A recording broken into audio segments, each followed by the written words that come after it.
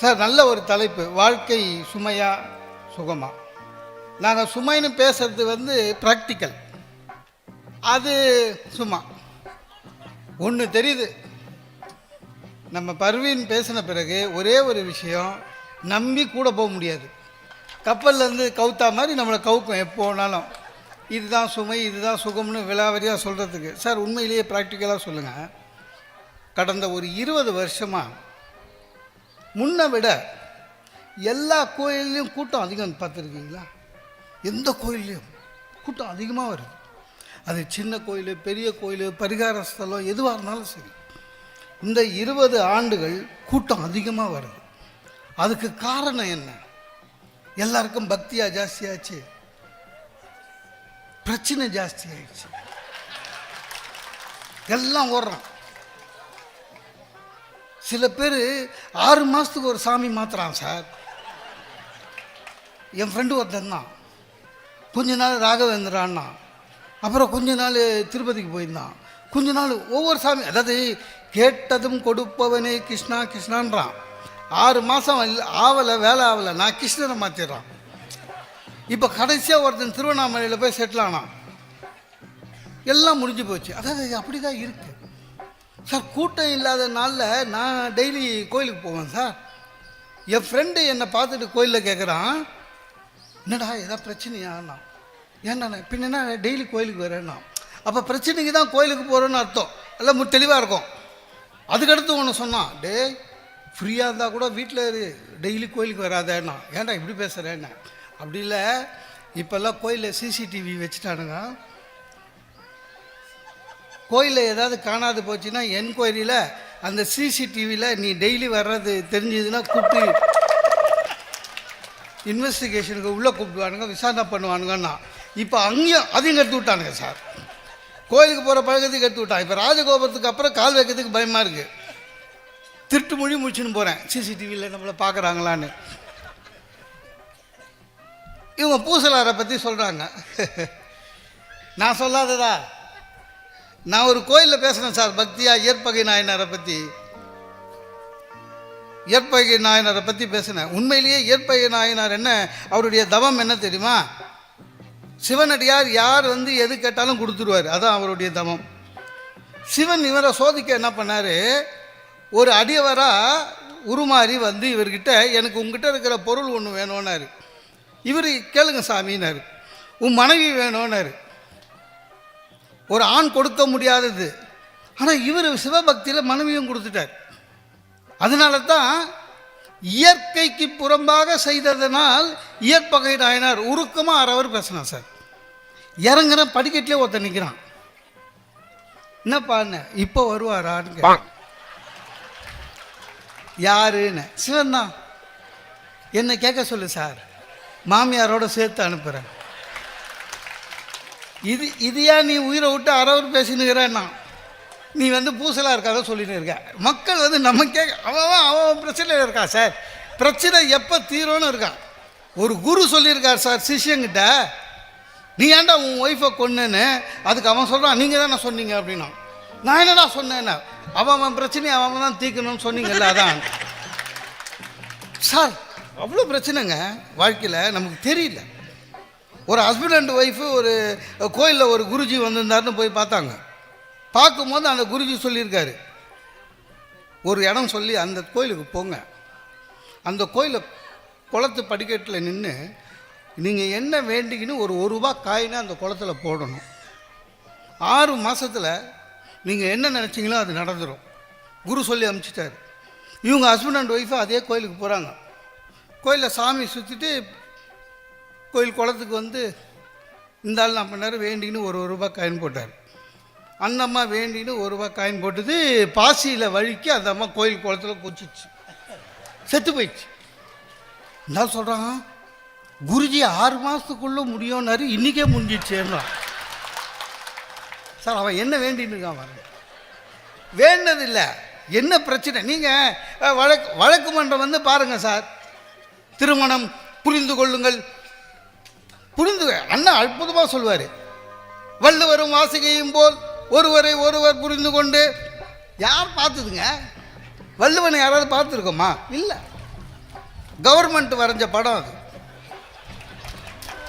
இன்னும் வாசுகியை வரையவே இல்லை. அதுக்குள்ளே நம்மளே விட்டுன்னுக்குறோம். வள்ளுவரும் வாசுகியும் போய் வாழ்ந்து காட்டுங்கள். வாசுகி வந்து கிணறுல எடுத்தாங்க, பக்கெட்டு அப்படியே நின்று. எல்லாம் ஒன்று புவியீர்ப்பு சப்பா அப்பவும் உண்டு. எல்லாம் புருடா. இல்லைன்னா நல்லா இருக்கணும்னு சொல்கிறது. எங்கள் அண்ணன் அற்புதமாக சொல்லுவார், ஒருவரை ஒருவர் புரிந்து கொள்ள முடியாது என்பதை புரிந்து கொண்டு ஒத்துமையாக இருங்க, அவ்வளோதான் முடியும். கோர்ட்டில் சார் ஒரு பொண்ணு கல்யாணம் ஆகி 3 மாதம் கோர்ட்டில் விவாகரத்துக்கு நிற்கிது. ஜட்ஜி பார்த்தாரு, அந்த பொண்ணை பார்த்தோன்னா அவருக்கு அவரோட பொண்ணு ஞாபகம் வந்துச்சு. ஐயோ, என் பொண்ணு வயசு இருக்கு, அம்மா கல்யாணம் ஆகி 3 மாதம் இருக்குமா, கொஞ்சம் மனசு கொஞ்சம் பார்த்து. அது யுவர் ஆனர், ஒரு வாடி முடிவு பண்ணிட்டா என் முடிவை நானே மாற்ற மாட்டேன். யார் பேச்சும் கேட்கறதுனால தான் இங்கே வந்து நிற்கிது. எல்லாமே அப்படி தான் சார். சார் வாழ்க்கை எதில் ஆரம்பிக்குது சார்? எதில் ஆரம்பிக்குது? திருமணத்தில். அதுவே பிரச்சனை தானே. 20 வருஷம் 30 வருஷம் முன்னால் எனக்கு கல்யாணம் ஆச்சுங்க. இந்த இப்போவாது மேட்ரிமோனியல் நெட்டில் போய் பார்க்குறோம். அப்போல்லாம் அப்படி கிடையாதுங்க. இந்த தரகர்கள் இருக்காங்கள்ல, திருமணத்து தரகர்கள், அவனுங்க கையில் வச்சுக்கிற 5 ஃபோட்டோவை எவன் தலையிலையாவது கட்டணும்னு சுற்றினுப்பான். நம்மக்கிட்ட அவ்வளோ பேசுவாங்க சார். பொண்ணு அடக்கமான பொண்ணு, அடக்கமான பொண்ணுன்னு. அது எத்தனை வாரத்துக்கு அடக்கமாக இருக்கும்னு சொல்ல மாட்டானுங்க. அது அவன் அதிர்ஷ்டம். கல்யாணம் ஆச்சு, பொண்ணு பார்க்க போனேன் சார். ஆரம்பமே அவசகுணம் தான். பொண்ணு பார்க்க போனேன். நான் பொண்ணு பார்க்க போகும்போது பண்ண ஒரே தப்பு, என் தங்கச்சிக்கு 2 பேருடைய மாப்பிள்ளைங்களை கூட்டின்னு போயிட்டேன். பொண்ணு பார்க்க போனேன். நான் வாழ்க்கையில் ஒரே ஒரு பொண்ணு தான் பார்த்தேன், அதான் என் ஒய்ஃபு. வேறு சான்ஸ் இல்லை. பொண்ணை பார்த்து முடித்த உடனே எங்கள் பொண்ணுக்கு அப்பா தான் எங்கள் மாமனார். அவர் வந்து, தம்பி உங்ககிட்ட பொண்ணு ஏதோ பேசணும் வந்துன்னு எனக்கு பயந்துட்டேன். அப்போவே நான் பட்டிமன்றம் பேசுவேன். இருந்தாலும் பட்டிமன்றம் பேசுறது வேறு, நான் எது பேசுனாலும் நீங்கள் கேட்டுப்பீங்க. ஆனால் ஒரு பொண்ணுக்கிட்ட போய் பேசுறது எப்படின்னு தெரியல, விறுவிறுக்க வந்துட்டேன். அப்புறம் ரூமுக்கு போனால் மாப்பிள்ளைங்க என்ன சொல்கிறானுங்க, பேசுங்க போய் அப்படின்னா. சார் வேண்டாத தெய்வம் இல்லை, எப்படியாவது இந்த பொண்ணு என்னை செலக்ட் பண்ணணுன்னு. ஏன்னா ரிஜெக்ட் பண்ணிச்சு வச்சுக்க, என் மாப்பிள்ளைங்களே ஊர் ஃபுல்லாக சொல்லுவான், அந்த பொண்ணே உங்கள் அண்ணனை வேணான்னுட்டா. அப்புறம் உள்ளே போனால் பொண்ணு அவங்க வீடு சார், அதனால் சோஃபாவில் சௌகரியமாக உட்காந்துக்குது. நம்ம உள்ளே போய் நிற்கிறதா உட்காரதா கை கட்டணுமா ஒன்றும் தெரியல, திருன்னு முடிச்சுன்னுக்கிறேன். அப்புறம் MBA படிச்சிருக்கீங்க? எஸ். 60,000 ரூபா சம்பளம்? எஸ்மா. உங்களை பற்றி உங்கள் ஹெச்ஆரில் கேட்டேன், நல்லா சொன்னாங்க அப்படின்ச்சு. அது லூஸு. நான் ஏற்கனவே எங்கள் ஹெச்ஆர்கிட்ட சொல்லியிருந்தேன், எனக்கு பொண்ணு பார்க்குறாங்க, இந்த பொண்ணோட அப்பா அண்ணன் ஏதாவது புதுசாலிங்க ஃபோன் பண்ணுவான், அவனுங்கக்கிட்ட நான் நல்லவன் சொல்லு, சனிக்கிழமை பார்த்து எங்கள் ஆசைன்னு சொல்லியிருந்தேன். அவன் நல்லா கரெக்டாக சொல்லிக்கிறான். அதுக்கப்புறம் திடீர்னு கேட்குது, உங்களுக்கு ஏதாவது பேட் ஹேபிட் இருக்காச்சு. எத்தனை சொல்கிறது, ஒன்றும் இல்லை அப்படின்னு சொல்லிட்டு வந்துட்டேன். எல்லாம் அப்படி தான் சார். சார் ஒரு காலத்தில் 30 வருஷத்துக்கு முன்னால் மாமனார் மாமியார் எல்லாரும் மரியாதை கொடுப்பாங்கன்னு கேள்விப்பட்டு கல்யாணம் பண்ணேன் சார். அதெல்லாம் ஒன்றுமே இல்லை. மாமனார் மாப்பிள்ளை உள்ளே நனைஞ்சா எழுந்து நிற்பாருன்னு சொல்ல கேள்வி. எங்கள் மாமனார் கால் மேலே கால் போட்டு, அப்புறம் ப்ரொமோஷன் எதுவும் வரலையா அப்படின்வார். ஏதோ அவர் வேலை செய்யும் போது மாதம் ப்ரொமோஷன் வாங்கின மாதிரி. மாமியாருங்கெல்லாம் மாப்பிள்ளை முன்னாலேயே வர்றது இல்லையா ஒரு காலத்தில். அதாவது தூணுக்கு பின்னால் நின்று பேசுவாங்க. இப்போ அப்படிலாம் கிடையாது, எல்லாம் மாறி போச்சு. கஷ்டம் சார். எவ்வளோ பிரச்சனை திருமணத்திலிருந்து குடும்பம். இவங்க சொல்கிறாங்க, அண்ணன் சொன்னது தான் கரெக்டு, அதெல்லாம் பேசவே முடியாது. மனைவிகள் வந்த பிறகு வாழ்க்கை மாறுது. எல்லாருக்கும் அப்படி தான். 40 ஆம்பளை சார் ஒரே ரூமில் 10 வருஷம் ஒத்துமையாக இருப்பான். 40 ஆம்பளை. ஆனால் அவ்வளோ பெரிய வீட்டில் 2 லேடிஸ் சார். முடியல. இந்த எக்ஸாம் மாதிரிங்க ஒவ்வொரு நாளும். பசங்க எக்ஸாமுக்கும் நம்ம எக்ஸாமுக்கும் வேறு. பசங்களுக்காவது சாய்ஸ் இருக்குது, சிலபஸ் இருக்குது. சிலபஸை விட்டு வெளியில் கேள்வி கேட்டாங்கன்னா அவங்களுக்கு வந்து மார்க்கு. ஆனால் நமக்கு அப்படி கிடையாது. டெய்லி எக்ஸாம், சிலபஸே கிடையாது, சாய்ஸும் கிடையாது. ஆஃபீஸுக்கு புறப்படுறேங்க, என் ஒய்ஃபு கேட்குறா, உங்கள் அம்மா அப்பா இன்னும் எவ்வளோ நாள் இருப்பாங்க வீட்டிலன்னு. அதுக்கு பதில் சொல்லணும். சாயங்காலம் வந்தவுடனே எங்கள் அம்மா ஈஸ்வரலட்சுமி மாதிரி இடுப்பில் கை வச்சுன்னு உன் பொண்டாட்டி அடக்கி வையின்னுவாங்க. எங்கள் அப்பாவாலேயே முடியலன்னு தான் ஈஸ்டரில் பத்துனுக்கிறாரு. அவங்களுக்கு பதில் சொல்லணும். இந்த லேடிஸ்லாம் மூஞ்சி அடிச்ச மாதிரி பேசுவாங்க சார். என் ஒய்ஃபு சொல்லுது, நான் சொல்கிறேங்க, உங்கள் கடைசி தங்கச்சி எனக்கு பிடிக்கவே இல்லை அப்படின்ட்டு. சார் நம்ம என்னைக்காவது ஒய்ஃப் கிட்ட சொல்லியிருக்கோமா உன் கடைசி தங்கச்சி பிடிக்கலன்னு சொல்லியிருக்கோமா? நியாயம் வேணாமா சார் எல்லாத்துக்கும்? இதெல்லாம் விட சார் என் ஃப்ரெண்டு சார் 2 வாரமாக அவன் ஒய்ஃபை வாங்க போங்கன்னு பேசுகிறான். சாதாரணமாக முன்னால் வாடி போடின்னுவான் ஃபோனில், என்னடி என்ன பண்ணிட்டு இருக்கே அப்படின்வான். 2 வாரமாக வாங்க போங்கன்னு பேசுனான். நான் கேட்டேன், என்னடா திடீர்னு ஒய்ஃபு கிட்ட மரியாதைன்னு. இல்லைடா உனக்கு தான் தெரியுமே என் ஒய்ஃபு பேர் சீதா அப்படின்னா. சரி அதுக்கு நான் இல்லைடா நான் முன்னெல்லாம் சீதா எங்கள் வாடின்னுவேன், இப்போ பிரச்சனை ஒரு சிங்கத்துக்கு பேர் வச்சதுலேயே இவ்வளோ பிரச்சனையாயிடுச்சு. நான் வந்து வாடி கிடின்னு சீதா வாடின்னு சொல்லி வெளியில் கேட்டாங்க வச்சுக்க, எதுக்குடா வம்புன்னு. உங்கள் ஒய்ஃபு ஒன்றும் சொல்லலையான்னு. அவள் கொஞ்சம் வெட்கப்பட்டு இதுவே நல்லா இருக்குது இப்படியே கூப்பிடுங்கன்னு சொல்லிட்டா அப்படின்னா. நல்ல காலம் எல்லாமே அப்படி தான் சார். ஒரு சேஞ்ச் இல்லை சார். சார் ஆஃபீஸ்லேருந்து வீட்டுக்கு அதே வீட்டுக்கு தான் சார் வரோம். திடீர்னு ஒய்ஃபை ஷூவை கழட்டேன் டயர்டு. ஏங்க வீட்டில் ஏதாவது சேஞ்ச் இருக்கா பாருங்கள், சேஞ்சு தெரியுதா பாருங்கள். அதே வீடுங்க, அதே போர்ட்டிகோ, அதே ஸ்கூட்ரு, அதே ஷூ சைஸஸ்ஸு, அதே சோஃபா, அதே ஒய்ஃபு எல்லாம் அதே. ஏதாவது சேஞ்ச் இருக்கா? ஒன்றும் தெரியல எனக்கு. உங்களுக்கு இப்படி தான் ஒன்றுமே தெரியாது, ஒரு ரசனையே கிடையாது. என்ன சேஞ்சுன்னு பார்த்தா ஒன்றும் இல்லைங்க. ஷோகேஸில் இருக்கிற ஒரு யானை குட்டி பொம்மையில் அதை எடுத்து டிவி மேலே வச்சுருக்கா. அது பேர் இன்டீரியர் டெக்கரேஷன் அவரே சொல்கிறா. இது உங்களுக்கு ரசனையே இல்லைன்னு. அப்புறம் நான் சொன்னேன், சிச்சி ரசனை இல்லைன்னா உன்னை கல்யாணம் பண்ணியிருப்பேனா விடு அப்படின்னு. வாழ்க்கை சுகம் கிடையாது, சுமை நம்ம தான் அட்ஜஸ்ட் பண்ணிட்டு போகணும். சார் டாக்டர்கிட்ட கூட்டி போயிட்டேன் சார், தெரியாதனமா சுகர் இருக்குன்ட்டார் எனக்கு.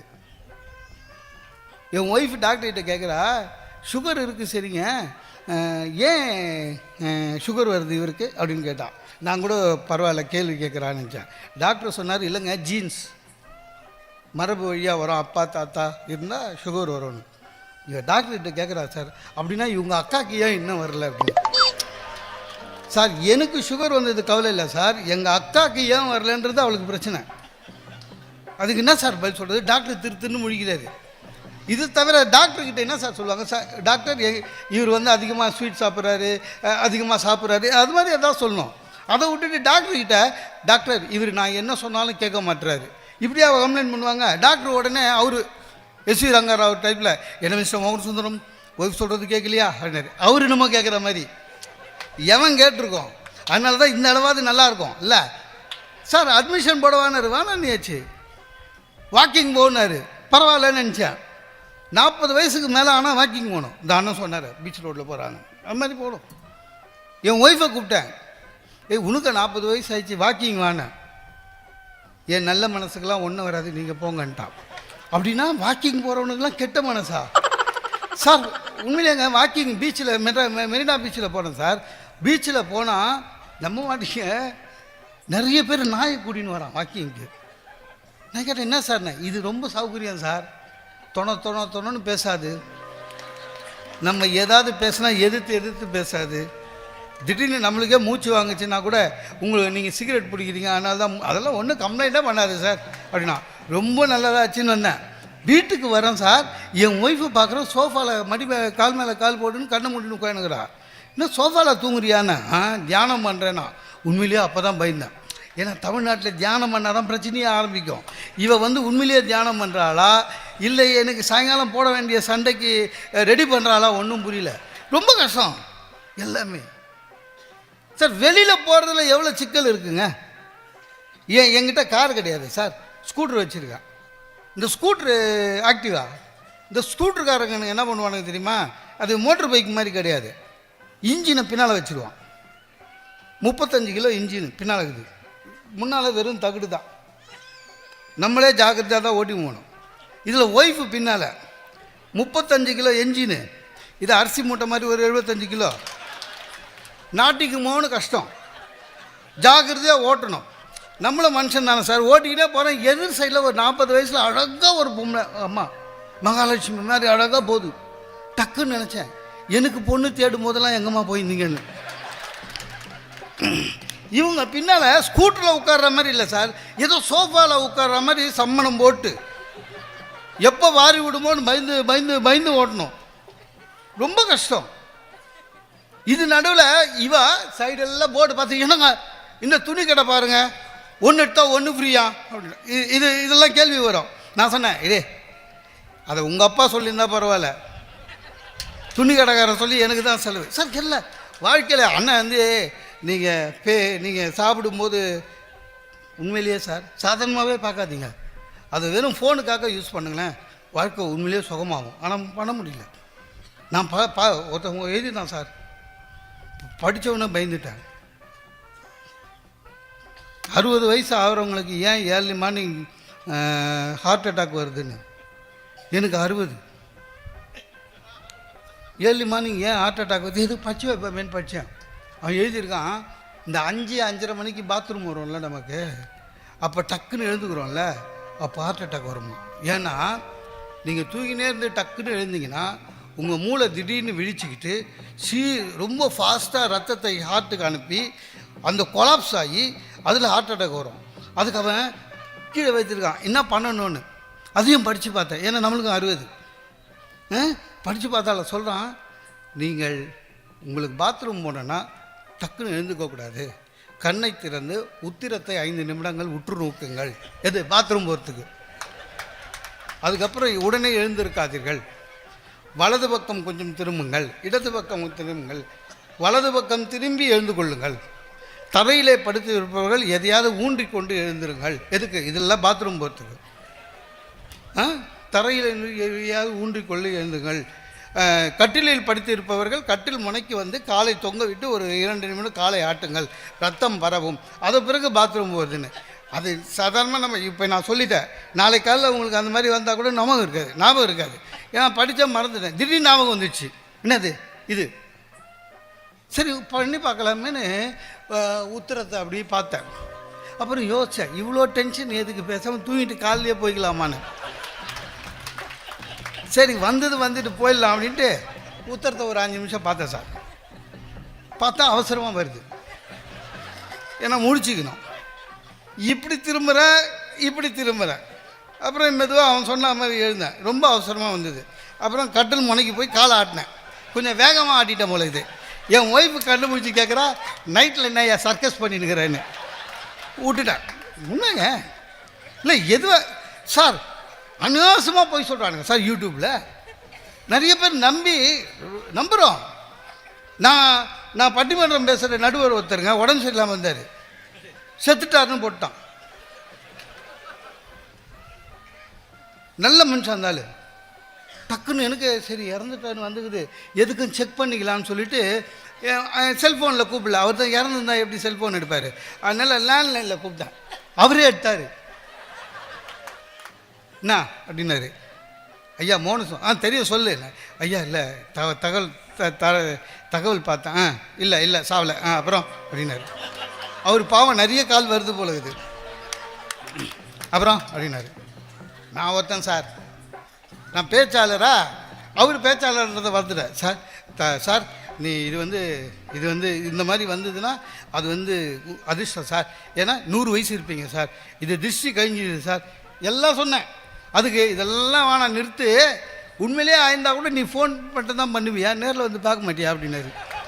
எனக்கு பதில் சொல்ல சார், அன்னியோட சார் அவர் பட்டிமன்றத்துக்கு என்னை கூப்பிட்றதே இல்லை, அவருக்கு அதுவே ஞாபகம் ஆயிடுச்சு. எல்லாமே அப்படி தான். ஒரு ஊருக்கு போக முடியுதா சார்? நானும் என் ஒய்ஃபு என் பையன் டெல்லி போகணும். டெல்லி போய் ஒரு ஹோட்டலில் தங்க போகிறோம்.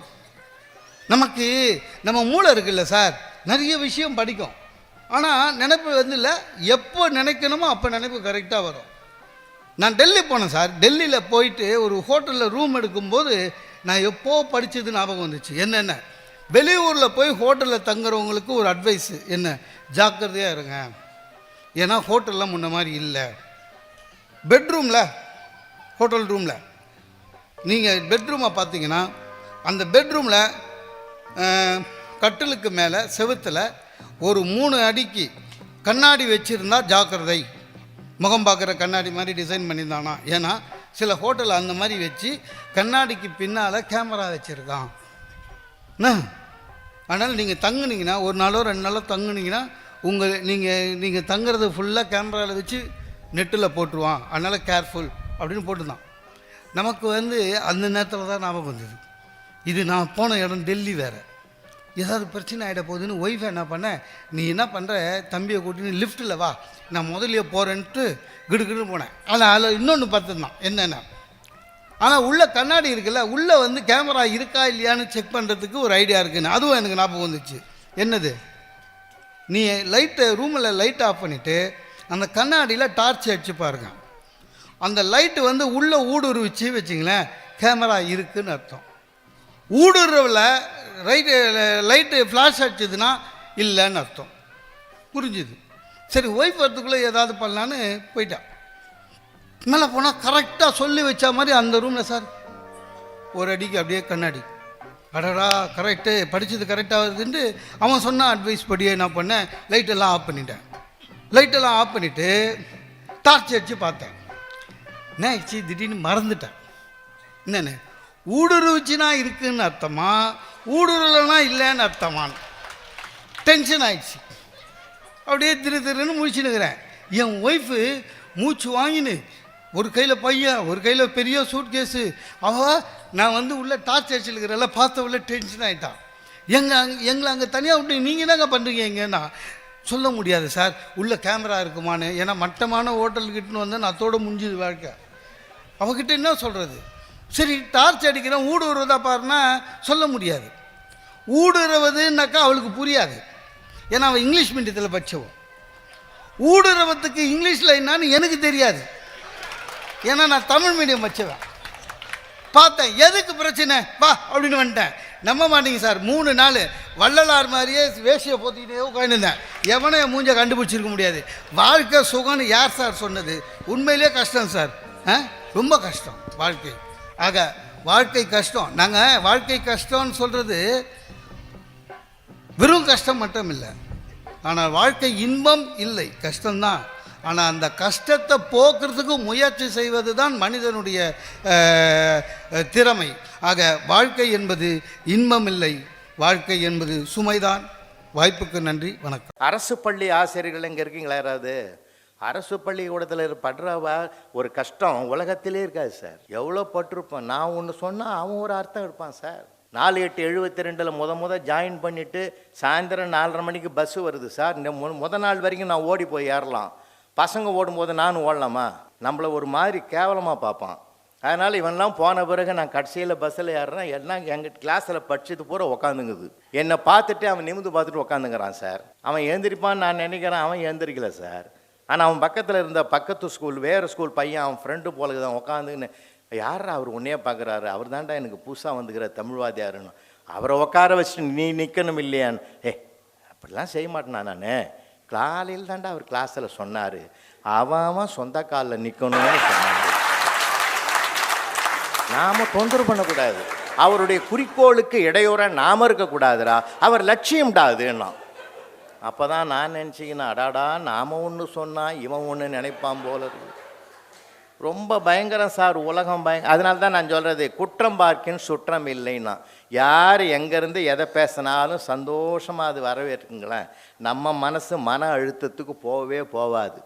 யாரை பார்த்தாலும் மன அழுத்தம்ன்றான். யார்கிட்ட இல்லை சார். அன்றைக்கி கூட ஒரு காரில் போன அவன் வீட்டுக்காரன் ஃபோன் அடிக்கிறான் சார் ஒய்ஃபுக்கு. அம்மா, இங்கே பாதியா ஒரு அநியாயம் நடந்து போச்சு. என்னையா சீக்கிரம் சொல்லு. என்ன?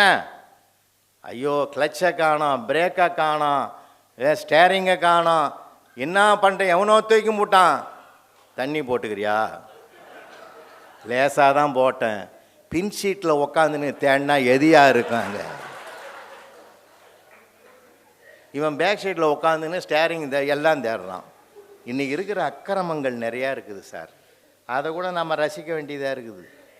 என்ன பண்ண முடியும்? அங்கே ஒன்றும் பண்ண முடியாது சார். ஒவ்வொருத்தன் டபுள் ஆளாகிறான்.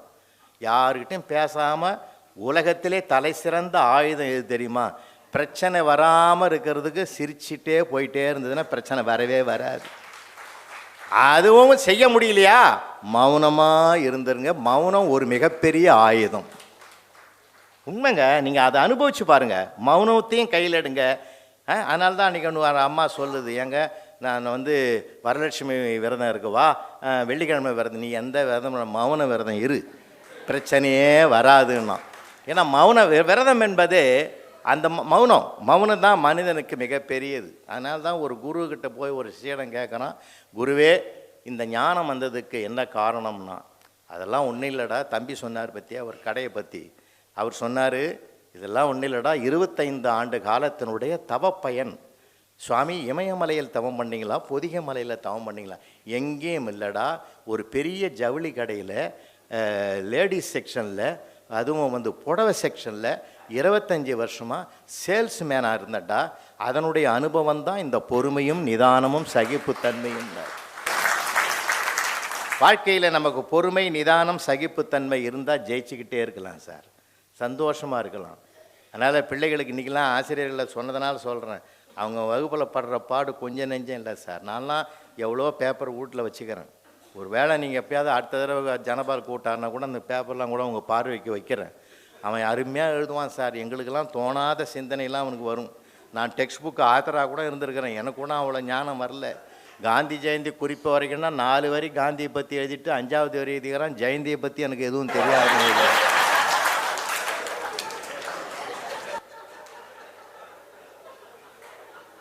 சார் அவன் போகிற உலகமே வேறு சார், அவன் போகிற உலகமே வேறு சார். நீங்கள் அன்றைக்கி ஒரு பையன் பிள்ளையார் கோயிலில் போய் பிள்ளையாரை கும்பிட்டுங்கிறான். அவன் பக்கத்துலேருந்து சொல்கிறான், சார் பிள்ளையாரப்பா 3வது உலக யுத்தம் வரவே கூடாது, உன்னை ரொம்ப வேண்டிக்கிறேன், 108 தேங்காய் கூட உடைக்கிறேன்னா. எனக்கு சந்தோஷமாக இருந்தது. ஒரு உலக சிந்தனை இருக்குது பற்றியா, இவன் ஒரு காந்தியின் அவதாரண்டா அப்படின்னு தனியாக கூப்பிட்டு உன் மனசை பாராட்டுறான்னு. அப்படிலாம் இல்லை சார், அது மாதிரி நடந்ததுன்னா உன்ன மாதிரி வாதியார் ஒரு பாடம் எழுதிடுவான் சார், அதையாம சார் படிக்கிறதுன்னு. ஏற்கனவே 2ஆம் உலகப் போர் ஏன் நடந்ததுன்னு கேட்குறது, முதல் உலகப் போர் சரியாக நடக்காதனால 2ஆம் உலகப் போர் நடந்தது நான் எழுதினேன் சார். அவர் வாதியார் வச்சுட்டார் சார். அதனால தான் எனக்கு 3வது உலக யுத்தம் வரக்கூடாதுன்னு நான் ரொம்ப பிள்ளையார்கிட்ட வேண்டுறேன்னா. இப்போ அவன் மனசுக்குள்ளே எவ்வளோ இருக்குது பாருங்க. இல்லை அவனு வரம் ஒவ்வொருத்தரையும் ஒவ்வொன்று இருக்குது சார், புதையில் இருக்குது சார். கடவுள் ஒரு நாள் பக்தன் எதிரில் வந்தாரான், கற்பனையாக இருந்தாலும் எடுத்துங்க. அதுலேருந்து பக்தா உனக்கு என்ன வேணும்னு கேட்டிருக்கிறாரு. நான் அடிக்கடி அமெரிக்காவுக்கு போகிறேன், இந்தியாவுக்கு அமெரிக்காவுக்கு ஃப்ளைட் சார்ஜ் தாங்கலை, அதனால் ஒரு ரோடு போட்டு கொடுத்தீங்கன்னா சந்தோஷமாக இருக்கும், நான் நிதானமாக போய் வருவேன்னா. முடியாததெல்லாம் கேட்காத, கம்னு இன்னொரு வாரம் ஆப்ஷனல் தரேன், இன்னொரு வாரம் கேளு. என் வீட்டுக்காரம்மாவை பேச்சை குறைக்க சொல்லு. இப்போ ரோடு கட்டிய சிங்கிள் ரோடா டபுள் ரோடான்னாரு.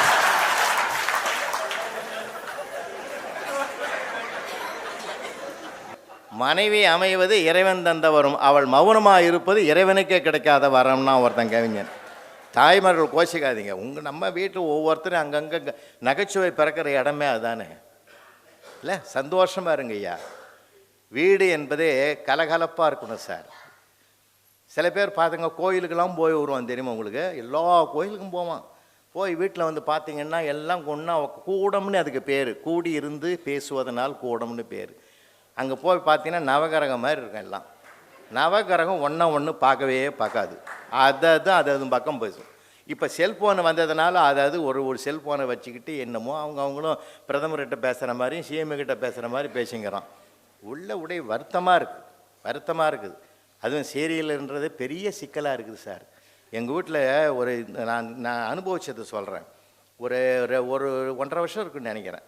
அங்கே இந்த 7 மணிக்கு ஒரு சீரியல் வருங்க. ஒரு அம்மா ஐஏஎஸ் எழுத போகும். ஐஏஎஸ் எழுத போகிறவங்கள வந்து தடுத்து வைக்கிறது ஒரு கும்பல் வரும், முகமூடி கும்பல். நான் அந்த சீரியலை வீட்டில் பார்த்துங்கிறேன். நானும் என் வீட்டு அம்மா, பக்கத்தில் மருமகள், அப்போல்லாம் நாங்கள் ஒற்றுமையாக இருப்போம், எல்லாம் உட்காந்துருக்குறோம். பக்கத்தில் எங்கள் வீட்டில் ஒரு லியோன்னு ஒரு நாய் பேரில் வைக்கல, அதுவும் வந்து அது ஒன்றுமே குறைக்காது, ஒன்றுமே பண்ணாது. அவன் எதுக்கு தான் என் பையன் வளர்க்குறான்னு எனக்கும் புரியல. ஆனால் அதுக்கு என்ன வேலை செய்கிறான் தெரியுமா, காலையில் எழுந்து அதுக்கு குளிப்பாட்டுறான், அதுக்கு முடி வெட்டி விடுறான், அதுக்கெல்லாம் க்ளீன் பண்ணுறான், எல்லாம் செய்யணும். ஒரு நாளுக்கு மாத்திரை வாங்கின்னு வாடான்னா வாங்கி வர மாட்டான்றான் சார். எனக்கு அது புண்ணியம் பண்ணிக்குது, என்னை விட அது நாய் புண்ணியம் பண்ணிக்குது. சரி நானும் விட்டேன். அதுவும் உட்காந்து பார்த்துங்குது சார். அந்த சீரியலில் இந்த முகமூடி கொள்ளைக்காரன் அவளை தூக்கும்போது எழுந்து குறைக்குது சார். அது உம்மா நாள் சும்மா இருந்த நாய் இப்போ குறைக்குதேன்னு நான் சந்தோஷப்பட்டேன். அதுக்கு சீரியல் புரியுது. அப்போ தான் நான் சொன்னேன், அது கூட கெடுத்துட்டிங்களேண்ணா. அதுக்கு எங்கள் வீட்டுக்கார் சொல்கிறேன், உனக்கு கற்பனைக்கு அளவுக்கு அதிகமாக போதியா, கம்முனு அது எதுக்கு குறைக்கதே, கம்முனுன்னா பார்த்துக்கினே இருண்ணா. நான் மறுநாள் 7 மணிக்கு அந்த சீரியல் நேரம் கரெக்டாக 7 மணிக்கு வந்து படுத்துக்கிச்சு சார். அங்கே டிவி ஆன் பண்ணுங்கடான்னு சொல்ல தெரியல அதுக்கு, அவ்வளோதான் சார். ஏன்னா இன்றைக்கி இருக்கிற சிக்கல் அது, சிக்கல். நான் விளையாட்டு சொல்கிறேங்க, இருக்கிற ஆண்களுக்கெல்லாம் ஒரு பந்தயம் வைக்கட்டுமா? ஒரு பந்தயம் வைக்கிறேன். நீங்கள் தொடர்ந்து ஒரு 10 நாள் ஒரு சீரியலை பாருங்கள், நீங்கள் சீரியலை பாருங்களேன். ஆனால் எங்கள் நாட்டு தாய்மார்களை நான் வணங்குறேன். ஏன் தெரியுமா? இப்போ தனபால் இருக்கார், வீட்டில் இருக்கிறாருன்னு வச்சுங்க. இப்போ சிவகுருநாதன் போகிறாரு, பேச ஆரம்பிக்கிறாங்க. உடனே தனபால் என்ன சொல்லுவார்? அந்த டிவி சனியை நிறுத்து, ஏன்னா அந்த டிஸ்டர்பன்ஸ் இல்லாத பேசணும். ஆனால் பெண்கள் பேசும்போது அந்த மாதிரி பதிலே வராது. அதை பற்றி கவலையே பட மாட்டாங்க. ஏன்னா கை சமையல் பண்ணினே இருக்கும், கண்ணு ஹோம்ஒர்க் எழுதுதான்னு பசங்களை பார்த்துக்கிட்டே இருக்கும், வாய் புருஷங்கிட்ட பேசிக்கிட்டே இருக்கும், காது சீரியலை கேட்டுக்கிட்டே இருக்கும். அதனால்தான் பெண்களெல்லாம் சக்தின்னு சொல்கிறதுக்கு என்ன காரணம்? இதுதான் சார், பவர் அவங்களுக்கு அதிகம். 4 வேலையும் தடைபடாமல் நடக்கும். நமக்கு அப்படி கிடையாது. ஒரு வேலையும் உருப்படியாக நடக்கணும்னா எல்லாம் அமைதியாக இருக்கணும். இதுதான் நம்ம இயல்பு. ஆண் பிள்ளையும் பெண் பிள்ளையும் வீட்டிலே பாருங்களேன், வளர்க்கும் போதே இவனுக்கு ஒரு கார் பொம்மை, ஒரு ஸ்கூட்டர் பொம்மை வாங்கியாந்து கொடுங்க, அந்த பொண்ணுக்கு ஒரு பெண் பொம்மை வாங்கியாந்து கொடுங்களேன். ரெண்டையும் பாருங்கள், 1 மணி நேரத்துக்குள்ளே பாருங்கள், அவன் அக்கா பிரித்து தனித்தனியாக வச்சுருவான். இது என்ன பண்ணும் தெரியுமா? அதுக்கு ஒரு சடை போட்டு, பொட்டு வச்சு, பூ வச்சு, பேர் வச்சு ஃபேமிலி நடத்தும் சார். அது அந்த பவுனோட பெண் குழந்தையினுடைய சுபாவம் அது.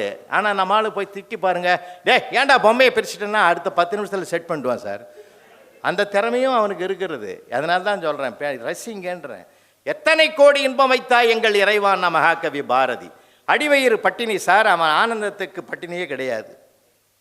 நமக்கு சொல்லிக் கொடுக்குற பாடம் சார் அது. எவ்வளோ பெரிய சிறப்பு அது.